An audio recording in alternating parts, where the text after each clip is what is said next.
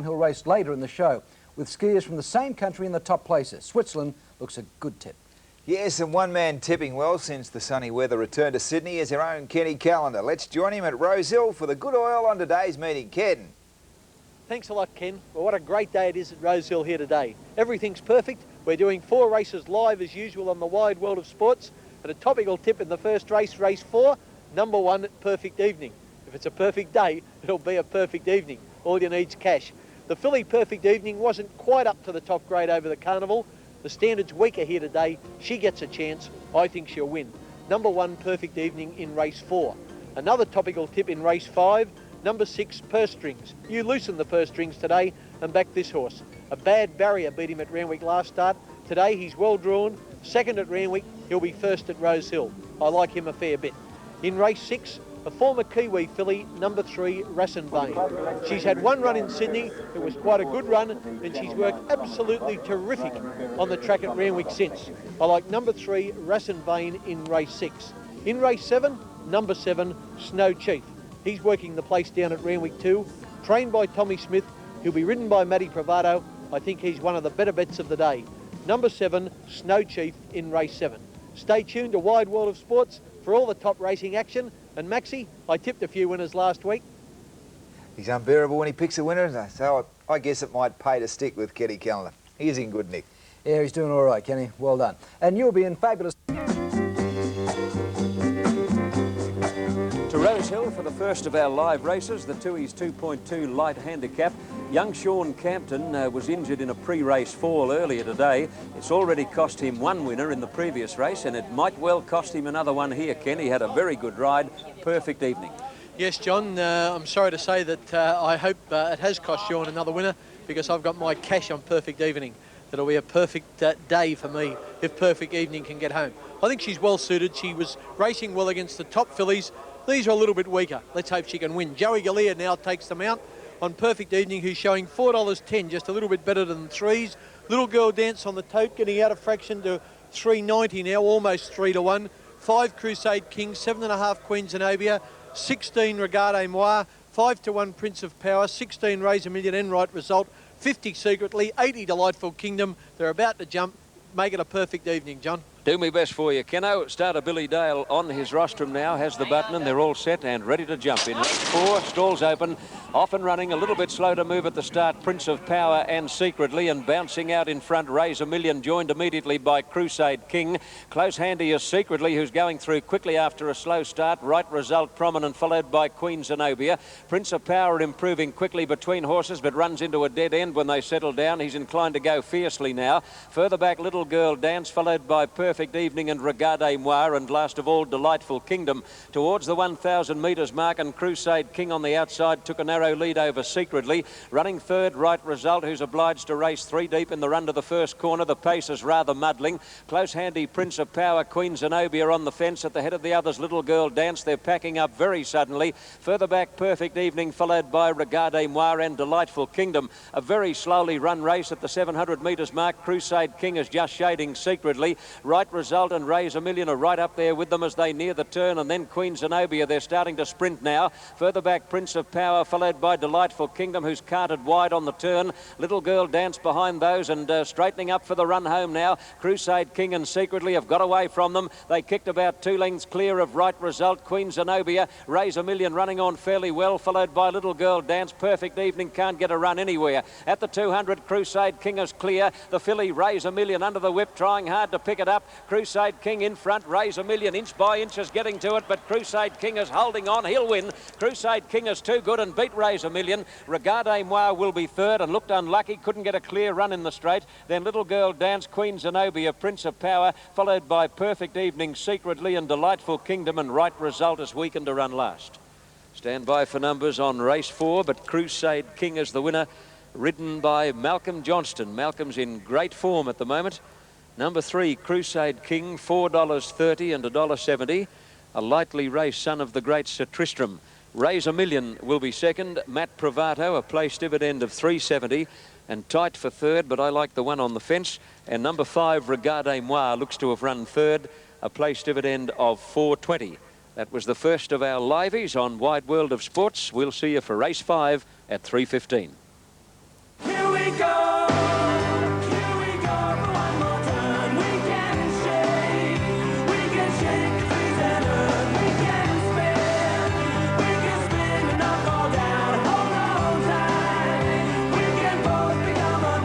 for Sydney Race 4, the Tooheys 2.2 Light Series over 1,500 metres at Rosehill. The correct numbers, there they are, 3, 7 and 5. Crusade King, $4.30, $1.70.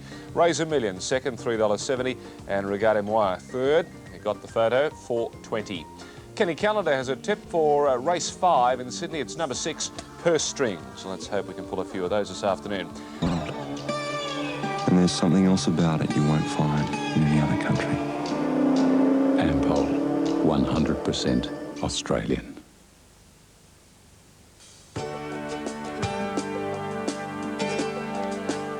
A very hot day at Rosehill as we move to race 5, the Tooheys Dry Series, and the runners are about to be called in. Well, there's an old adage, when you think a horse is a good thing, release the purse strings. And there's a horse by that name in the race. It's Kenny Calendar's special. Kenny's only won 1 out of 14 so far, but boy, oh boy, he's run some placings, about 7 or 8 in total. I hope he runs a first placing today, John. I've released the purse strings, the wallet, every last cent crash being on his nose. I'm up there to bite you if he gets beat. Let's look at these prices. Number 1, League Cadan is at 8 to 1. That's not bad odds. Aha, it's in now. Almost 6 to 1 now. 30 to 1, Mally Boy. Number 3, Nawari at 12 to 1. Number 4, Mariinsky at 9 to 2. Number 5, Bigglesworth almost at 9 to 1 now. Purse strings on the tote, about $3.10, just over 2 to 1. Bookies are a bit more generous than that, but he'll be very hard to beat. I've got my cash on him. Evangeline is at 20 to 1. Summer Vice first up from a spell, but he goes well fresh. He's in now to about 6.5 to 1, 13 to 2. Gilross is getting out a little bit to 9 to 1 now. 30 to 1 Ricardo. Black Scar at 50 to 1. Admirandus at 200 to 1. And Space Effort at the same price. John, up for the purse strings. Righto, Ken. Kevin Moses has the mount. He's in good form. He won the Gosford Cup on Wednesday on Liverstone Lane. And in fact, he's ridden a swag of winners in the last 2 or 3 weeks. So he's got his eye in. Now, the last couple have moved up, and the starter comes over now to release the field, gets onto his rostrum and picks up the button, and they look about set for race 5. Track cleared. Light flashing, off and running. Admirandus very flat-footed as a clear last out of the barrier. Evangeline began quickly and so did Summer Vice wide out. His rider is desperate to lead. Close handy Lekay Dan, and Mally Boy is now scooting through with Mariinsky followed by Black Scar. Evangeline can't go with them, is dropping back to be midfield. Purse strings in on the fence and then Space Effort. A gap to Bigglesworth followed by Ricardo. Well back in the field is Jewel Ross. Second last Admirandus after that slow start, and Niwari is last of all. Through the gap onto the course proper, and with the inside running, Summer Vice just led Black Scar. 2 lengths away, Mally Boy on the inside of Lekay Dan. 2.5 to Mariinsky and Evangeline together, followed by Space Effort. Further back, Purse Strings giving them a tidy start as they turn for home. At the head of the others, Mariinsky followed by Ricardo, and Jewel Ross heads a turn for home now. And Summer Vice kicked away from Black Scar. Lekay Dan and Mally Boy running on. Mariinsky on the fence, followed by Evangeline, and Purse Strings on the extreme outside, taking a while to wind up, but now he's starting to hit top gear. Summer Vice in front, 150 out. Purse Strings running into second place. He'll come with a rush in a moment. Purse Strings going after Summer Vice. He's finishing the best, and he got there. Purse Strings got up to win. Good go for the placings between Bigglesworth, Ricardo wide out, Summer Vice, who weakened in the last bit, and then Evangeline, Jewel Ross and Black Scar, Lekay Dan, Mally Boy, Admirandus. Well back, Niwari and Space Effort, and Mariinsky has dropped out to finish with the tail enders, but he did strike a little trouble in the straight. Stand by for numbers, but the winner, Purse Strings, took a long while to win, but win he did. Purse Strings, K. Moses, to pay $3.30 and $1.50. $3.30 and $1.50. And Ken, weren't you pleased to see those green colours appear? Was I what, John? He just got shuffled back a little bit on the rails, but when he had to go, he went. He gathered in the leaders and then had enough left to stall off the 2 fast finishers. John, all's well that ends well, and we'll be back shortly with more racing on the wide world of sports. At Rosehill, the correct numbers 6, 5, and there's been a photo for third, and the tip from Kenny Calendar. Purse Strings has got up and won it, and we've got it there, $3.30 and $1.50. Just checking that price again for you. I wonder if we can get it up for a moment. Oh, we've lost it. Okay, let's go to the tip. Kenny Calendar has one there for race 6. It's number 3. It's Racine Vane. Okay. In for race 6. Well, Ken, Racine Vane's going to be hard to beat. I know he's your selection. But if weights count, the hard one to beat certainly will be String Quartet, who won at Randwick last start, and he drops a kilo for winning. By gee, that doesn't happen very often. No, John, slightly different race, but Just slightly worried whether String Quartet is better suited in the wet tracks or on the wet tracks. And also, he's at very short odds. Let's look at these prices. Number 1 Gold Fever is at 9 to 1. Number 2 Rust Fee at 4 to 1. Russ and Vane showing super odds at the tote. It's actually at 7 to 1 at the moment, but that'll nosedive. He won't pay anything like that. I wish he would. I'm on him on the tote. 16 to 1 Stellantic. Almost 40 to 1 now Ordained. 10 to 1 Impenta. 14 number 7 Brown Reason. 25 to 1 Bergamo. 25 to 1 Tiffany Blue. 20 Point to the Stars. 33 Emmy's Love. String Quartet favourite at 7 to 4. By golly, that's short odds. It's better than that in the betting ring. 33 to 1 Joker Best. 50 to 1 Triple Beat. And Unsurpassed to Scratched. Let me just have one more look at Rass and Vane. Still showing 7 to 1. I hope he pays it. Here's Johnny. Billy Dale on his stand has the button and they're set and ready to run. Race 6, the gates fly open and they're off and running, and Rass and Vane is about the first out from the inside. Tiffany Blue began well and so did Russ Free. Stellantic is handy soon after the start. Triple Beat on the fence, wider out Bergamo. Rushing forward towards the lead now Joker Bess, and String Quartet from his wide gate is trapped out deep in the run to the first corner. Nobody desperate to be in front. Rass and Vane slows them up and led over Joker Bess. Getting in to be third now on the outside. String Quartet, although he's still 3 deep at the moment, followed by Brown Reason Bergamo. A length away Ordained. At the head of the others Tiffany Blue, and a half to Russ Free on the outside. A length and a half to Landic, followed by Impenta. A gap then to Point to the Stars on the inside of Emmy's Love, followed by Triple Beat, and dropping out to be last Gull Fever. At the 1100 mark down the back, and Rass and Vane in front, pulling a bit, led by nearly a length to Joker Bess. 2 lengths away String Quartet. Ordained moving up 3 deep. On the fence Bergamo at the 1000 mark. A little more than a length then to Brown Reason on the outside of Tiffany Blue. Russ Free is next, obliged to race 3 deep as they near that turn, followed by Stellantic. Further back Emmy's Love and Impenta, Point to the Stars and Gull Fever. And Triple Beat is last in the field, is starting to bunch up at the 700 mark, where Rass and Vane just led Joker Bess. Ordained in third place under a bit of pressure now, and then Bergamo and String Quartet in that bunch, followed by Brown Reason. Russ Free about to take off, is going to be carted very deep on the corner, and then Stellantic and Tiffany Blue, followed by Emmy's Love, Impenta and Point to the Stars as they turn the corner into the straight. Rass and Vane led over Joker Best. String Quartet on the outside, coming after them quickly. Russ Free further out, running a big race as they come to the 300 mark, where Rass and Vane, String Quartet in the middle, Russ Free on the outside. Rass and Vane kicking as a narrow leader. String Quartet having another crack at him, and they've drawn clear of Russ Free. Tiffany Blue is late on the scene. String Quartet hit the lead. Tiffany Blue is cutting him down with every stride, going home better, and Tiffany Blue got up to beat String Quartet, who hung in near the post and probably threw it away. Third, there's a heap of them there. Bergamo, Rass and Vane and Impenta. Brown Reason close up with Gull Fever. Russ Free weakened in the last bit, and then Triple Beat, followed by Stellantic, Emmy's Love, Ordained, and tailed off last is Joker Bess. String Quartet veered in about 50 metres from home. In fact, if you watch closely, watch the rider of String Quartet in the green and gold, Johnny Marshall. Watch him look to the right there. As he goes in, he was frightened he was going to flatten Rass and Vane. He lost his momentum, and up got Tiffany Blue to knock him out, Ken. There'd have been nothing in it if he hadn't have ducked in. Tiffany Blue was finishing fast, but you watch it here. String Quartet, if you're on him, the 7 to 4 favourite on the tote. He lost his momentum just about now. Marshall stops riding him, straightens him with 50 metres to go. You can't do that and win. Tiffany Blue could have won anyway, still grabs him. Tiffany Blue wins from String Quartet, and the grey Bergamo just snares third spot ahead of Rass and Vane and Gold Fever. That was the story of race 6. One more to come live, race 7, in which I like Snow Chief on the wide world of sports.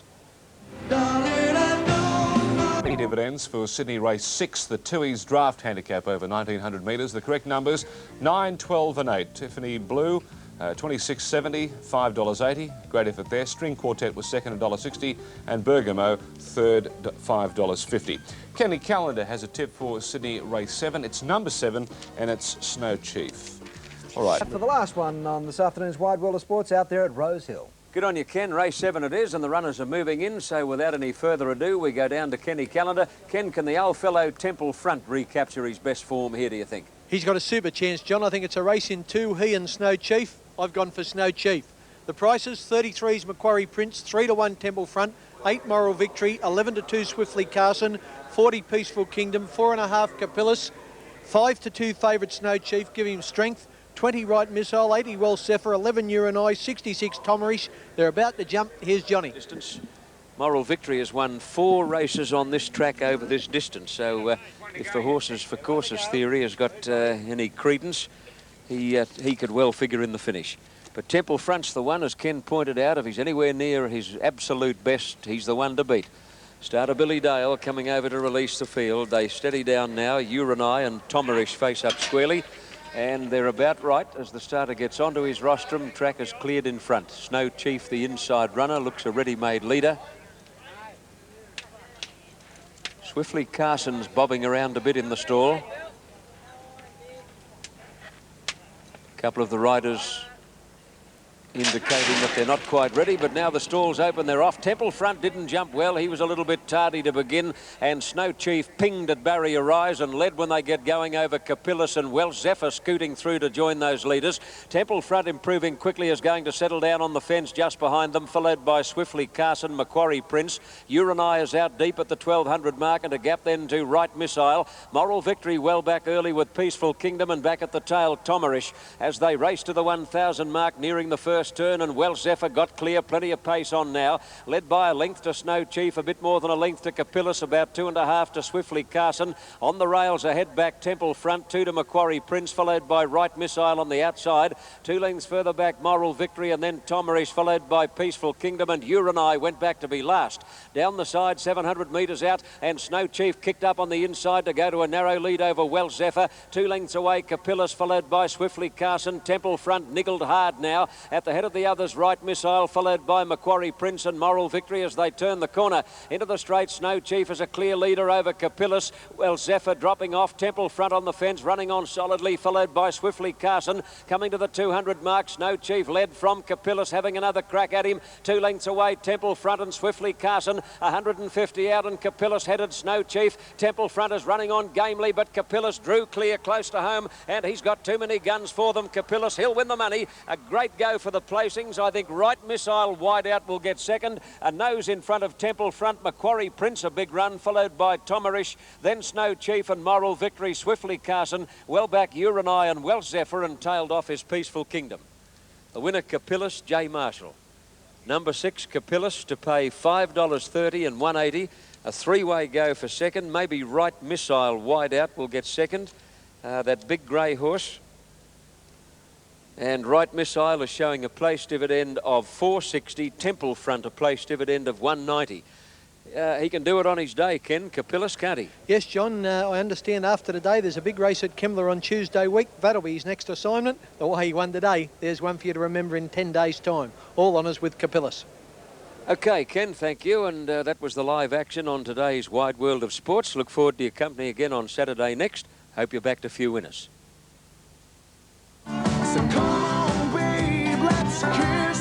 And the New South Wales TAB dividends for Sydney race 7. Bit of a surprise. The Tui's Old Series Welter over 1,500 metres. And there they are, correct numbers: 6, 8 and 2. A photo. $5.30 and $1.30 the winning prices.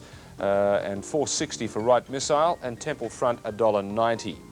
Well done there. And I think Kenny Callender didn't get too many today. It's almost full time and the 5 AFL matches being played. Sports World. And there's still a lot more to come. You get more from Mazda. Stay with us on Sports World, because still to come, hockey's major event, the World Cup, as the Aussies try to repeat their success in Seoul. The Brisbane Winter Carnival hots up with racing's Tourist Ministers' Cup, the product that a number of Australia's leading sportsmen and women have put their faith in. The story of the big catch, and this one didn't get away. The touring cars roll onto Lakeside as Jim Richards challenges the Sierras, plus all the footy action still to come. Yes, a lot to look forward to still on Sports World. Hope you're enjoying it at home this morning. Well, talking racing, the Brisbane Winter Carnival is the centre of attention, and over the next couple of months, millions of dollars in prize money will be up for grabs. Yesterday, the $100,000 Tourist Ministers' Cup was the highlight, and a number of outstanding sprinter milers were using the event as a lead-up to the $400,000 Castlemaine in a fortnight. The race was marred by an early fall involving 2 outstanding gallopers. The fall occurred just after the start when Strasbrook was badly checked and went over the top of Don't Play. Just behind them, Bank Coin, Don't Play dropping back into about 6th place, then Lord Penn. Strasbrook is getting back in the field. There's one down, and Strasbrook's down as well. Two came down in the early part of the race. Strasbrook was one of them. As they settled down and head up... Life at the top was the early leader, and Gypsy Rogue had a beautiful run all the way. The 20-to-1 chance was poised and ready to strike when they turned for home. The leader, here comes Gypsy Rogue with a great run on the outside. He's moved up to them, Gypsy Rogue. Alpine Flyer getting clear, rattling home. Gladful just behind them, then Count on Ray and Leg on Arms. It's Gypsy Rogue in front with 100 metres to go. He's got them, Gypsy Rogue. He's a length clear, Leg on Arms charging at him the last little bit with Alpine Flyer, but Gypsy Rogue's won it. Gypsy Rogue first, Leg on Arms second, Alpine Flyer third, then Life at the top. Yes, a surprise result there with the grey Gypsy Rogue winning. And I guess there's a question mark over the immediate futures of Don't Play and Strasbrook in the winter following their falls. Well, there was a race in Melbourne yesterday worth just $25,000, but it was significant. A number of brilliant sprinters were lined up at Flemington over the 1,000 metres, including the up-and-coming colt Mainly and last year's champion 2-year-old Kortza. Having her first start for 6 months, Kortza was slow to begin and at one stage in the race was a conspicuous last. Mainly was always close and handy and ready to strike in the final 400 metres. Good old Ted and Cool Cash in front. They're leading from Street Ruffian, Demon Fever, Judges Rule. Mainly's worked over quickly to be 4 off the lead. Then further back in the field, then Mighty Seymour, and they're followed by Lonely Dreamer. Manatea, Rare Chance, Zuzrab well back with Recapite. Kortza starting a run, coming down the outside, about 8 off the lead, and then now Shane and Inca under the whip, and well back was Arc Regal. But Mainly raced up to go to the front with 150 to go. Quickly raced clear, Mainly. Looked home now from Demon Fever, Street Ruffian. Recapite and Kortza coming home well, but Mainly a good colt drawing away. And Mainly gets the money by nearly a length. Flashing home, Recapite got second. Demon Fever third behind them. Kortza out wide. Some good runs there. You'll notice Kortza swished her tail with about 100 metres to run. She'd had enough. She had run out of fitness. Watch for her in the Goodwood Handicap in Adelaide in a fortnight. Well, one of Australia's richest and most influential provincial races was run on Wednesday, the $200,000 Gosford Cup. Livingstone Lane, who'd won at Randwick just 4 days earlier and copped a penalty of 1.5 kilograms, scored the most important win of his career by thrashing a top-class field. But surprisingly, it looks like he'll be given a break and miss the rich winter carnival in Brisbane. The Cup attracted a superb field headed by the big race winners Lord Highbrow, Kensai and Card Shark. Livingstone Lane is a stablemate of the star 3-year-old Stylish Sentry, and his jockey Kevin Moses overcame a shocking barrier draw to be well positioned. With the pace on all the way, the Cup was a true test of stamina, and Livingstone Lane demonstrated his class and potential with a dominating performance. It's Livingstone Lane, Mickey's Town and our Poverty Bay as they reach the 150. Livingstone Lane has dashed away in the Sadapa colours. Livingstone Lane is careering away with the FAA Gosford Gold Cup, and Livingstone Lane bolts in. Our Poverty Bay second, Mickey's Town third. He looks a good horse. Well, a 10-year-old gelding bought for $800 from a newspaper advertisement took his stake winnings to $170,000, and he's now 2/3 of the way to winning the toughest treble in Australian racing. 3 weeks ago, Commission Red won the Great Eastern Steeplechase in South Australia, and on Thursday, he took out the equally demanding Grand Annual at Warrnambool. This July, Commission Red will attempt to become the first horse to win the Great Eastern, Grand Annual and Grand National treble. The Grand Annual is one of the marathons in sport, a test for horse and rider over 5,500 metres with more fences to jump than even the famous English Grand National. 9 of the 11 starters managed to finish. Ironically, the 2 to 4 were high-profile horses. The first was the favourite, Bourbon Boy, at halfway. Here's the treble again, and over it they go, and Bourbon Boy's lost his rider. The second to go was last year's winner, Dunroe. Dunroe was leading when he suffered a heavy fall in Granter's Paddock. Should always crash the leader. Dunroe's gone down out there in Granter's Paddock. 10-year-old Commission Red, patiently ridden by Laurie Poltridge, cut loose in the final 1,000 metres. Here comes Commission Red. 4 fences out, 1,000 to go. And the leader is Comacado, but Commission Red pounced on him quickly. And Commission Red took the lead from Comacado. Over the 4th last, then Spanish Minstrel, Believe now running on. Source of the moment, so Commission Red looks to have the Grand Annual all parcelled up. He turns for home, 6 in front of Spanish Minstrel, followed by Believe and a long gap to Action Boy. The last of 33 fences. and Commission Red balances. He's got the Grand Annual won. He's landed safely and he is home. It's Commission Red racing away from Spanish Minstrel and Believe in the Grand Annual and kept going by Poltridge. Commission Red is going to win the Grand Annual. He's sweeping away, and at the judge it's Commission Red by 5-6 lengths. Spanish Minstrel second, 15 away, third Action Boy. Well, that race takes about 9 minutes to run and win. The Kentucky Derby, they say, is the most exciting 2 minutes in American sport. Well, it was on today. The couple of the favourites were Mr. Frisky and Summer Squall. Let's take a look at the major contenders in the Derby. Mr. Frisky was a bargain basement buy, sold in California for just $15,000 and did all his early racing in Puerto Rico. He won all of his 12 races there, and then the two-time Derby winning trainer Las Barrero became a huge fan of the colt and took over preparing him for the Classic. I got a lot of confidence in him because he tried. And he run any kind of track. He run mud, he run dead, he run on top of the roof of the net. If you put him in there, he run any place.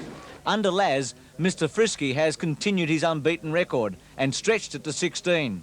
He ran today in a new set of shoes, a humble operation that attracted a gallery reserved for special sports stars.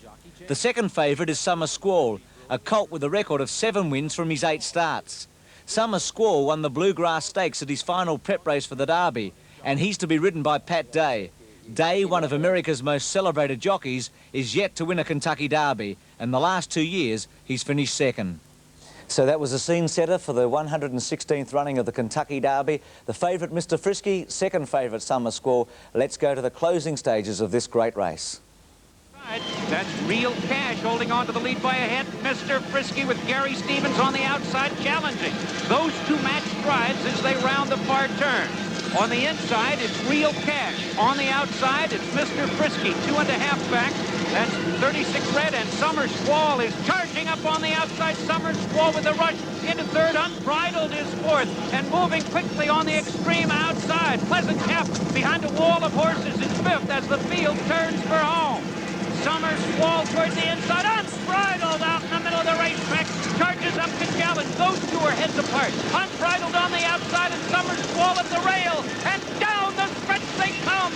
Unbridled takes command. Summer Squall in second, in 6 lengths farther back to Pleasant Tap. Along the inside, Mr. Frisky is out of it, and through the stretch into the wire. The 116th run for the Roses goes to Unbridled with jockey Craig Brett. Yes, and that's the easiest you've seen a horse travel on the home turn for a long time. Unbridled, winning this morning's Kentucky Derby, about a 10-to-1 chance. Summer Squall was second, so for Pat Day, it's 3 seconds in a row. Mr. Frisky, the favourite, finished 8th. Well, from the Kentucky Derby to pacing, and the best 3-year-olds in the country converged on Perth on Friday night for the $105,000 Australian Derby.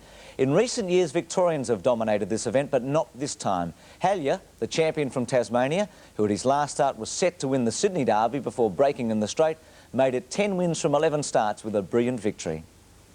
It was a class field. Australia's finest 3-year-olds had been invited for the race. Bookies put the Tasmanian Hallier in as the 6-to-4 favourite, despite stand-in Victorian reinsman John Nicholson being in the Spider. It would be his first drive behind the handsome gelding.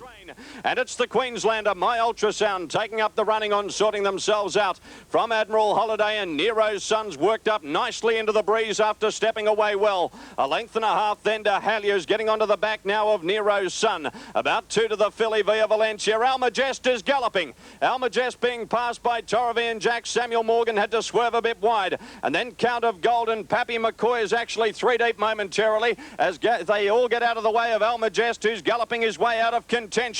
Nero's Son from WA has gone to the lead with 2 circuits to travel. West Australian Nero's Son had done all the hard work to get to the front, but he had no answer to the finishing burst of Hallier. Nero's Son is lugging off the fence. Nero's Son drifted away from the rails and getting up on his inside, My Ultrasound. They've got Pappy McCoy 3 deep as a result of that. Hallier will have to go 4 wide. He's under some pressure though, but he's about to be taken deep now, followed by Admiral Holiday, and then Torrevian Jack Via Valencia. 29.5 the third section. My Ultrasound along the inside joins Nero's Son in the middle. Pappy McCoy down the outside, and now Hallier starts to hit top gear. Nicholson pulls the whip and Hallier with an explosive burst of speed races past Nero's Son. Oh, he's too good. Hallier goes on to win the Australian Derby. Hallier's run of 2 minutes and 0.8 of a second for the 25